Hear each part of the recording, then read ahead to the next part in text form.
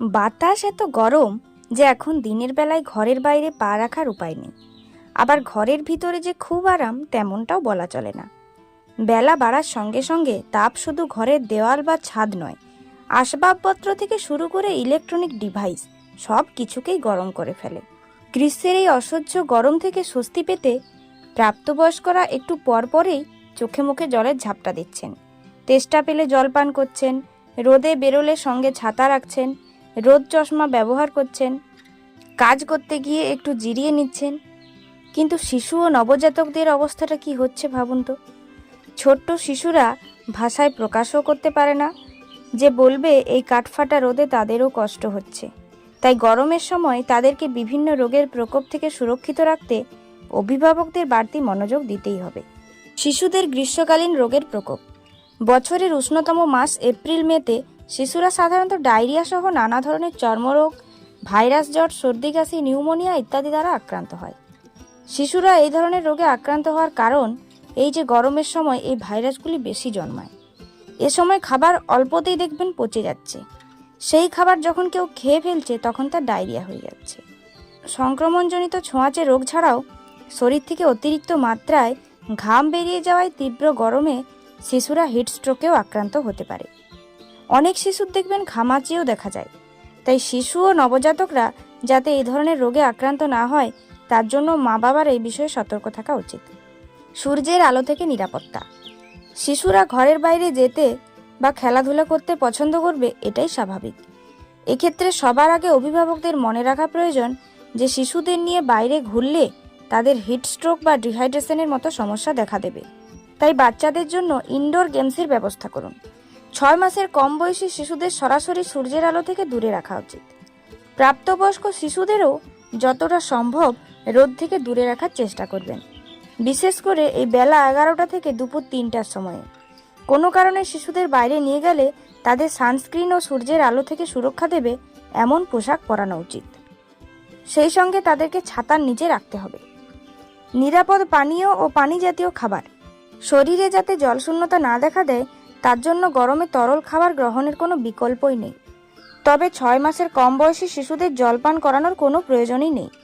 তাদের গরমে অন্য সময়ের চেয়ে বেশি পরিমাণে মাতৃদুগ্ধ পান করাতে হবে। যে সমস্ত শিশুরা মায়ের দুধের বাইরে অন্য কোনো সলিড খাবার খায় তাদের বোতলে করে প্রচুর পরিমাণে জল ও তরল খাবার খাওয়াতে হবে। কতটুকু জল খাবেন এটি আপনার বাচ্চার চাহিদার উপর নির্ভর করবে। প্রাপ্তবয়স্ক শিশুদের এ সময় বিভিন্ন ফলের শরবত খাওয়াবেন, যেমন তরমুজ, যার 60 থেকে 70% জল। শিশুর দুর্বলতা কাটাতে মাঝে মাঝে শিশুকে ওআরএস গুলে খাওয়াবেন। শিশুর জন্য সুষম খাবার। চলমান তাপপ্রবাহের কারণে এখন সমস্ত স্কুল বন্ধ, কিন্তু স্কুল খোলার পর শিশুরা যাতে বাইরের খাবার না খায় সেদিকে শিশুর বাবা মাকে মনোযোগ দিতে হবে। কারণ বাইরের ফুচকা, চটপটি কিংবা ফাস্টফুড খেয়ে ফেললেই সেখান থেকেই হবে ডায়রিয়া। তাই সবসময় শিশুদের টাটকা খাবার খাওয়াবেন। একটি শিশু সুস্থভাবে বেড়ে ওঠার জন্য তার খাদ্য তালিকায় প্রোটিন, ভিটামিন, খনিজ লবণ সমস্ত কিছুই সঠিক পরিমাণে থাকা জরুরি। তাই এ সময় শিশুদেরকে মৌসুমি ফলের পাশাপাশি সহজপাচ্য খাবার খাওয়াতে হবে, যেমন দুধ, ডিম, ফলমূল, শাকসবজি ইত্যাদি। দেখবেন গরমের সময় শিশুরা এমনিতেই খেতে চায় না, সেজন্য প্রতিদিন যদি একই খাবার খাওয়ান দেখবেন খাবার থেকে শিশুর মুখ ঘুরে যাচ্ছে। তাই ধৈর্য ধরে মজার ছলে ভিন্ন ভিন্ন স্বাদে রান্না করে শিশুকে খাওয়ান। এ সময় অনেক বাবা মা দেখবেন শিশু কাঁদছে দেখলে কান্না থামানোর জন্য আইসক্রিম দেখিয়ে ভোলানোর চেষ্টা করেন, কিন্তু এটা কি ঠিক? গরমে আইসক্রিম খেলে তার শরীরে জলশূন্যতা আরও বাড়িয়ে দেয়। এগুলো মা বাবাকে জানতে হবে তো, তাই না? আরামদায়ক ঘর। বর্তমানে প্রায় সব দেশে সবার বাড়িতেই বিদ্যুৎ থাকায় ফ্যান কিংবা এসির ব্যবস্থা আছেই, কিন্তু গরমের সময় বিদ্যুতের যোগান দিতে না পারায় দেখবেন ঘন ঘন লোডশেডিং হচ্ছে, বিশেষ করে গ্রামের দিকে। তাই গরমে শিশুর হিটস্ট্রোক যাতে না হয় সেজন্য অভিভাবকদের আরামদায়ক প্রাকৃতিক পরিবেশ তৈরি করে দিতে হবে। যেমন ধরুন, দিনের বেলা সকাল 10টার পর যখন আস্তে আস্তে রোদ চড়া হতে শুরু করে তখন ঘরের জানালাগুলি বন্ধ করে রাখুন, কারণ ঘরের বাতাসের চেয়ে বাইরের বাতাস বেশি গরম।